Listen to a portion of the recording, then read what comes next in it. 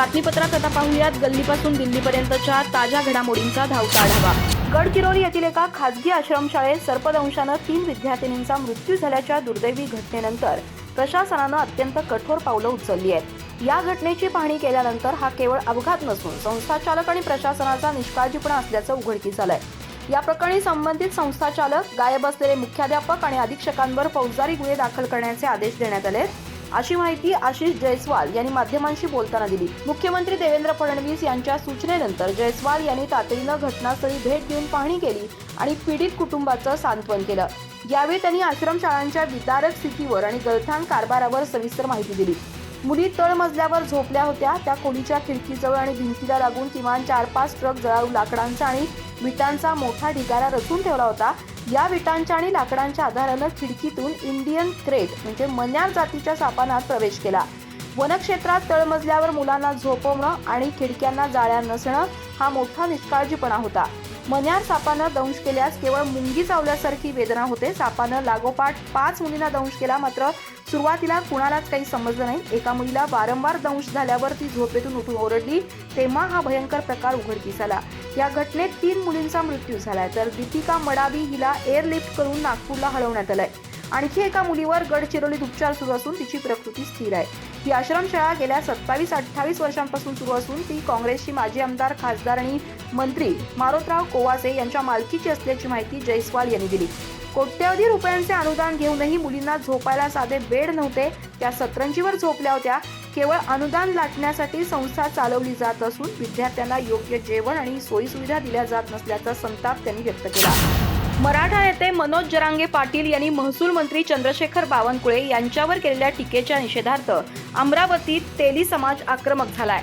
महाराष्ट्र प्रांतिक तैलिक महासभेच्या वतीनं अमरावती जिल्हाधिकाऱ्यांना निवेदन देण्यात आलं असून जरांगे यांच्यावर कडक कायदेशीर कारवाई करण्याची मागणी करण्यात आली आहे। तसंच जरांगे महाराष्ट्राचे मालक आहेत का असा संतप्त सवाल देखील तेली समाजाच्या पदाधिकाऱ्यांनी केला आहे। मनोज जरांगे पाटील यांच्याकडून मंत्री बावनकुळे यांच्यावर वारंवार होणाऱ्या टीकेमुळे तेली समाजात संतापाचं वातावरण आहे। जरांगे यांचे हे सर्व आरोप तथ्यहीन असल्याचं समाजाचं म्हणणं आहे। या वक्तव्यांच्या निषेधार्थ अमरावती शहरातील संपूर्ण तैलिक महासंघाचे पदाधिकारी आणि समाज बांधवांनी एकत्र येत जिल्हाधिकाऱ्यांना निवेदन दिलं आणि जरांगे पाटील यांना अटक करण्याची मागणी लावून धरली।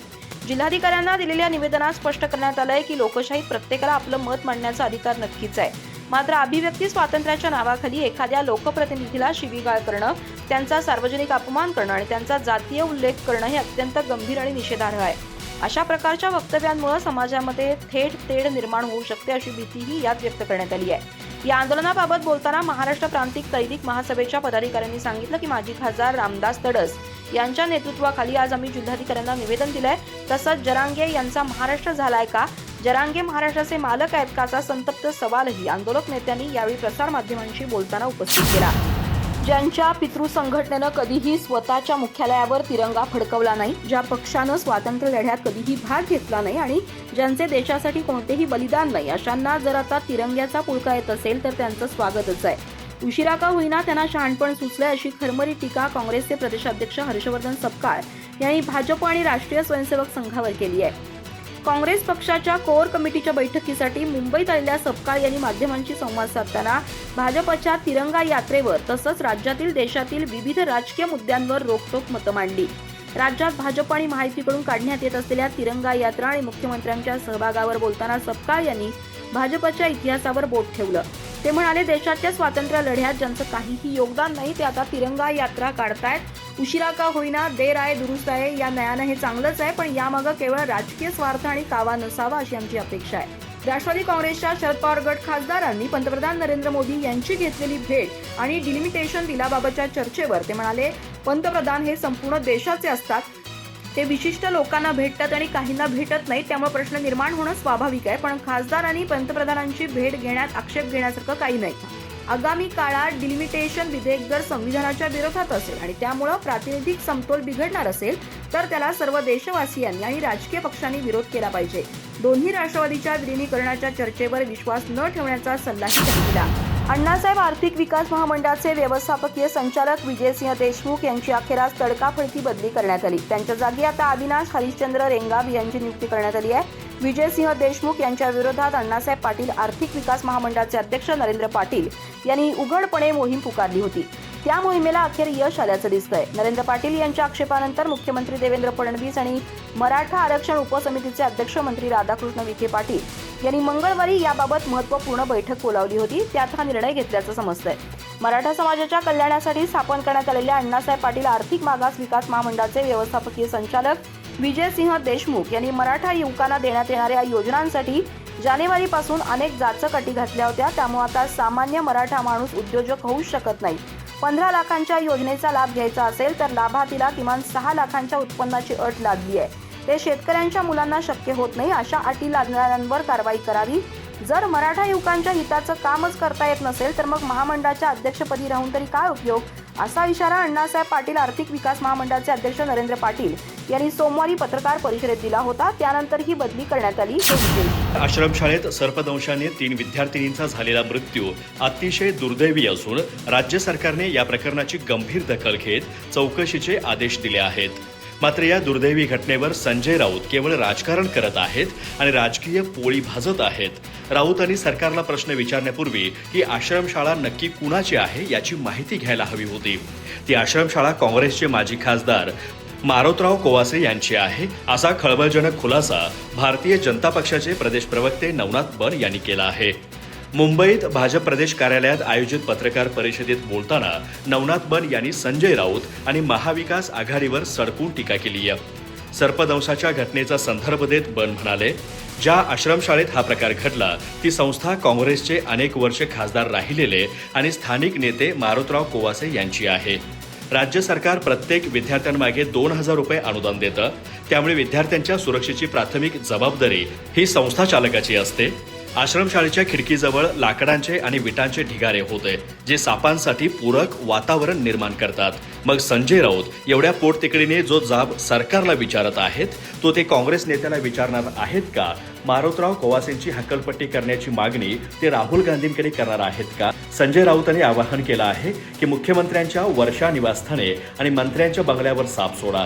मी त्यांना सांगू इच्छितो की घटनेला प्राथमिक जबाबदाऱ्या असणाऱ्या संस्थाचालक मारोतराव कोवासे यांच्या घरी त्यांनी आधी साप सोडावेत. तसेच हर्षवर्धन सपकाळ आणि राहुल गांधींच्या घरी जाऊन साप सोडण्याची हिंमत राऊतांनी दाखवावी. केवळ खासदारकी मिळवण्यासाठी ते काँग्रेसची लाचारी करत आहेत, असा टोला बन यांनी लगावला. मुंबईत आयोजित करण्यात आलेल्या ब्रिक्स फ्रेंडशिप सिटीज कॉन्क्लेव्ह 2026च्या पार्श्वभूमीवर उपमुख्यमंत्री एकनाथ शिंदे यांनी माध्यमांशी संवाद साधला. या परिषदेमुळे मुंबई आणि महाराष्ट्रासाठी अभिमानाची बाब असल्याचं त्यांनी सांगितलं. त्याचबरोबर 15 ऑगस्ट रोजी लाल किल्ल्यावरून पंतप्रधान नरेंद्र मोदी वंदे मातरम म्हणणार असल्याचं सांगत शिंदे यांनी या निर्णयाचं स्वागत केलं. मुंबईमध्ये ब्रिक्स फ्रेंडशिप सिटीज कॉन्क्लेव्ह 2026चं आयोजन करण्यात आलं आहे. या परिषदेत विविध देशांमधील धोरणकर्ते, तज्ज्ञ आणि प्रतिनिधी सहभागी होत असून नवीन तंत्रज्ञान, नवे विचार आणि शहरी विकासाच्या विविध संकल्पनांवर चर्चा होणार आहेत. जगासमोर सध्या हवामान बदल, जागतिक तापमान वाढ आणि शाश्वत विकास ही मोठी आव्हाने आहेत. या समस्यांवर विविध देशांनी एकत्रितपणे मार्ग काढण्याची गरज आहे. अशा परिस्थितीत ब्रिक्सच्या माध्यमातून आयोजित करण्यात आलेली ही परिषद महत्त्वाची असल्याचं एकनाथ शिंदे यांनी सांगितलं. मुंबईसह जगातील मोठ्या शहरांमध्ये नागरिकांचं जीवनमान अधिक चांगलं कसं करता येईल, प्रदूषणमुक्त आणि वाहतूक कोंडीमुक्त शहरे कशी निर्माण करता येतील, तसेच पर्यावरणपूरक आणि शाश्वत विकास कसा साधता येईल, यावर परिषदेत विचारविनिमय होणार आहे. शहरीकरणाचा वेग मोठ्या प्रमाणात वाढत आहे. त्यामुळे शहरांचा नियोजनबद्ध विकास करणं ही काळाची गरज असल्याचं शिंदे यांनी म्हटलं. या पार्श्वभूमीवर कनेक्टिव्हिटी, पायाभूत सुविधा, कृत्रिम बुद्धिमत्ता, स्टार्टअप्स आणि आधुनिक तंत्रज्ञान यासारख्या विषयांवरही परिषदेत चर्चा होणार आहेत. विविध देशांमधील प्रतिनिधी आणि धोरणकर्ते आपल्या कल्पना आणि अनुभव एकमेकांशी शेअर करतील. त्यातून भविष्यातील शहरांच्या विकासासाठी नवीन दिशा मिळू शकते आणि त्याचा फायदा सहभागी शहरांना होईल, असा विश्वासही शिंदे यांनी व्यक्त केला. मनोज जरांगे यांना राज्य सरकार नक्की का घाबरत आहे? ते उपोषणाला बसले की सरकारचे मंत्री त्यांच्या पुढे पाय घड्या घालतात. त्यामुळेच त्यांची हिंमत वाढली आहे, असं म्हणत मराठा आरक्षणाच्या मुद्द्यावरून काँग्रेस नेते विजय वडेट्टीवार यांनी मनोज जरांगे पाटील आणि राज्य सरकारवर टीका केली आहे. विजय वडेट्टीवार म्हणाले की मुख्यमंत्र्यांना किंवा इतर कोणत्याही घटकाला लक्ष केलं जात असताना सरकार म्हणून राज्याची भूमिका ठोस असायला हवी. मात्र मनोज जरांगे एक दिवस उपोषणाला बसले की सरकारमधील 4 मंत्री आणि आमदार तातडीने चर्चेसाठी धाव घेतात. सरकारने सुरुवातीलाच मंत्री आणि आमदार पाठवून त्यांच्यापुढे पायघड्या घातल्या नसत्या तर त्यांची हिंमत वाढली नसती. आता सरकारनेच ही हिंमत वाढवल्यामुळे त्यांचे परिणाम सरकारला भोगावे लागत आहेत. ओबीसी नेत्यांवरील टीकेचा समाचार घेताना वडेट्टीवार म्हणाले की आम्हाला कोणी अशा पद्धतीने घाबरवू शकत नाही. आम्ही सोडणार नाही. सरकारविरोधात भूमिका घ्यायची असेल तर ती जरूर घ्यावी. मात्र सरकारमधील असोत वा बाहेर येईल ओबीसी नेत्यांना वैयक्तिक पातळीवर लक्ष करणं पूर्णपणे चुकीचं आहे. आता हे प्रकार सहन करण्यापलीकडचे झाले असून सरकारने अशा लोकांचा वेळीच बंदोबस्त केला पाहिजे.